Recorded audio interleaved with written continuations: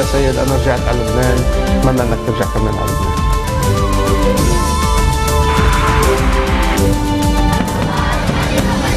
قرار صادر من مجلس الجامعة تسمية حزب الله الإرهابي.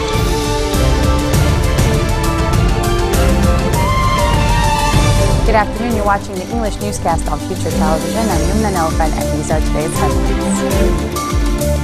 The Health and Economy Ministers at loggerheads over alleged carcinogenic wheat, exchanging accusations at a time when the health of the people is at stake with an already existing waste management crisis. The UN Security Council reiterates its call on Lebanon's rival politicians to elect a president and appeal for more support from the international community for the Lebanese army. And the UN Syria's envoy wraps up a week of fragile peace talks with plans to meet both sides after urging the regime to put forward clear plans for a political transition. The health and economy ministers have been rattling sabers over alleged carcinogenic wheat, exchanging accusations at a time when the health of the people is at stake. In remarks made to As-Safir Daily, Health Minister Wael Abu Fawood expressed surprise at the behavior of Economy Minister Alain Hakim, saying he could not unveil a scandal of this magnitude and remain silent. Abu Fawood added at a press conference that he held 4 out of 6 imported wheat samples taken by his ministry's inspectors contained ochratoxin. But Hakim snapped back, saying wheat samples that the Economy Ministry had tested were carcinogen-free. His remarks infuriated Abu Fawood, who issued a statement reiterating that the ministry took 6 wheat samples on February 2nd, 4 of which did contain the canceric, ochratoxin. A delegation of private businessmen announced their intention to tour Gulf Cooperation Council countries to mend a growing rift that may have tremendous implications for Lebanon's economy.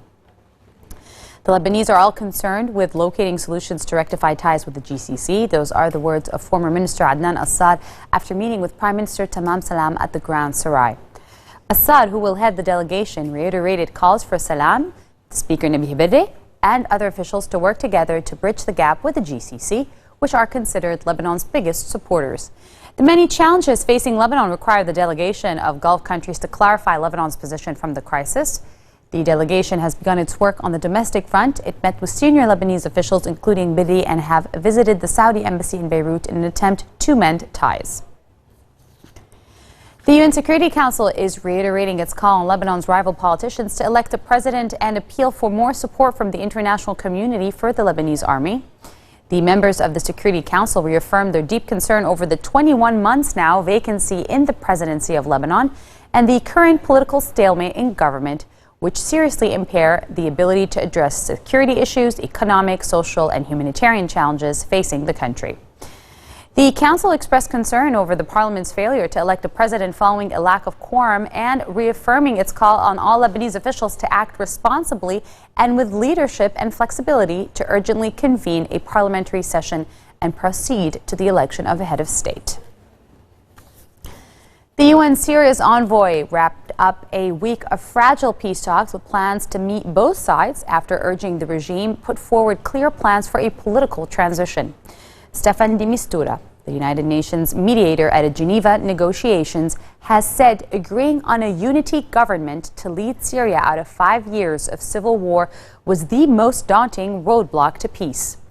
He praised the main opposition High Negotiations Committee for offering substantive plans for a transition on Thursday. But the HNC, which is also known as the High Commission of National, has made the departure of President Bashar al-Assad an unalterable demand, while Damascus has termed any talk of the president's removal as a red line. Coming up next, Democratic presidential candidate Bernie Sanders says he will not drop out of the race after substantial losses.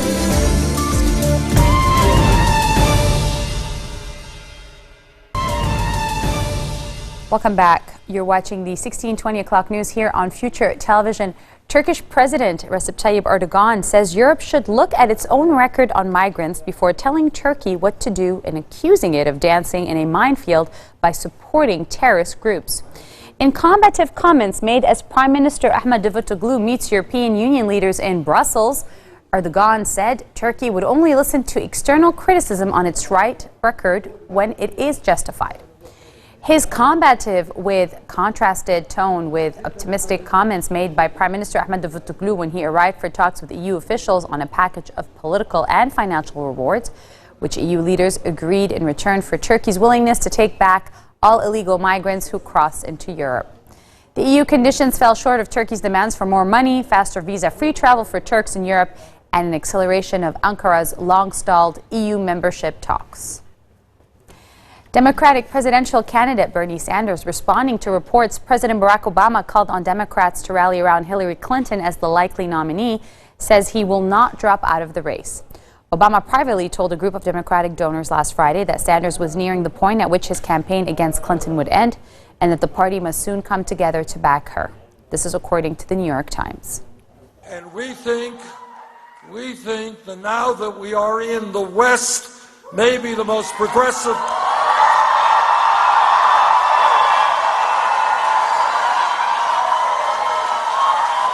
where we're going to have elections not only here but in Utah and Idaho, and we're heading further in a couple of months to California and to Washington State, to Oregon. We think that the climate is a little bit friendlier for us. We think we've got a path toward victory. Unlike my Democratic opponent, and I think every Republican, we do not have a super PAC. We don't want a super PAC. Unlike my opponent, we are not raising millions of dollars from Wall Street or the fossil fuel industry or the drug companies.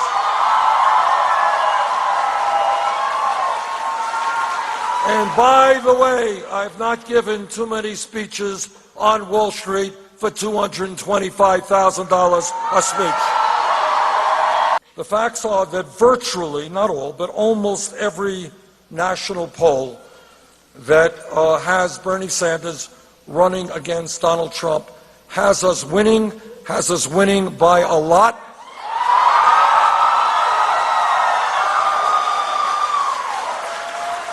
The last NBC Wall Street Journal poll had us beating Mr. Trump by 19 points.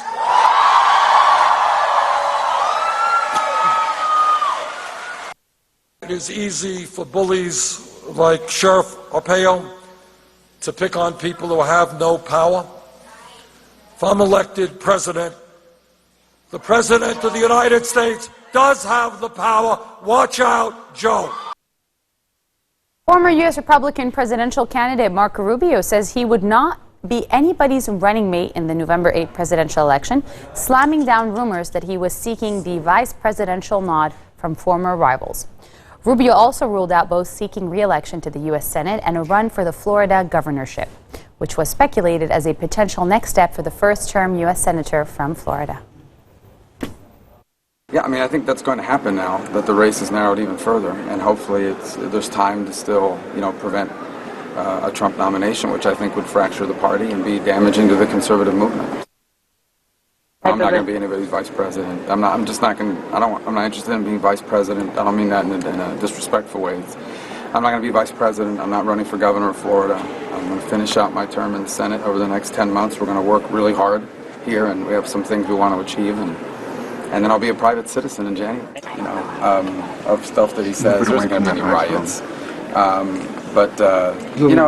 It's a very unusual political year. People are going to write books about this year, right? There's going to be a lot of political scholarship on what exactly is happening, but I don't think riots are going to be a part of it. No one ever gets into an election saying, "I can't wait to get to the convention." You want to win the delegates and unite the party. That's the ideal outcome. It doesn't appear to be headed there, except after Tuesday night. Perhaps, Trump has gained enough delegates to kind of move closer in that direction, but there's still an open question about whether he gets to 1237, and we'll see as it plays out. I don't think that's the ideal outcome for the party. I think in an ideal world, you have a nominee, and people coalesce around the nominee, and it gives you a stronger position in the general election. I don't believe Donald Trump will ever be able to do that. I understood that we could run a campaign based on, speaking to people's frustration and anger and getting them angrier and more frustrated. But I really continue to believe that these disruptions in our economy while incredibly painful, also provide opportunities. And that's why I focus so much on vocational training and higher education reform, because I think that's what we're going to need to do to transition people in the middle of this economic upheaval. I still think that's the right approach, but politically it's just not something that necessarily cut through in a year where someone like Donald Trump so far anyway has really been able to kind of capture that frustration and that anger and exacerbate it in a way that's helped. Hugh Jackman, Taron Egerton, and former Winter Olympic athlete Eddie Edwards turned out for the European premiere of Eddie the Eagle in London. The film is inspired by the true story of Michael Eddie Edwards, an unlikely sportsman who became the first competitor to represent Great Britain in Olympic ski jumping. Despite his relatively poor performance at the 1988 Calgary Games, Edwards captured the hearts of fans and the media with his enthusiasm and never say die attitude. The title role is played by rising British talent Taron Egerton, recently seen in Kingsman. An Australian actor, Hugh Jackman, portrays his fictional coach, Bronson Peary. Take a look. I was in hospital for a year when I was a kid. All the doctors said I should give up sport. Oi, where do you think you're going, young man? The Olympics. You better take this then, hadn't you? Put your medals in. Thanks, Mum. But it was my ambition to become an Olympian. Eddie, you are not an athlete! Name me one British ski jumper. Me, Eddie Edwards. Let's do it. He's going to break his neck. I'm gonna break his neck. I really need a coach. You do realize the time to start jumping is when you're 5 or 6. I'm not an average jumper. Correct. You're well below average. Give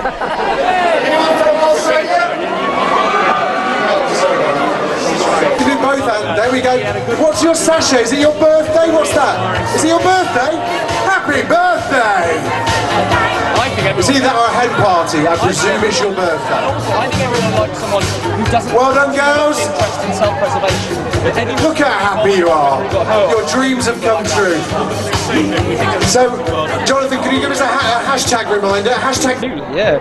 I think, when we started making the movie, we were all huge fans of it. Well, I was a huge fan when I, heard about Eddie, which happened when we first started talking about the movie. But we always wanted to create something that was very affectionate and celebratory and, championed him and reminded people that actually what he did was a really cool, amazing thing, So, yeah, I certainly don't think that. I think he was a bit of a legend.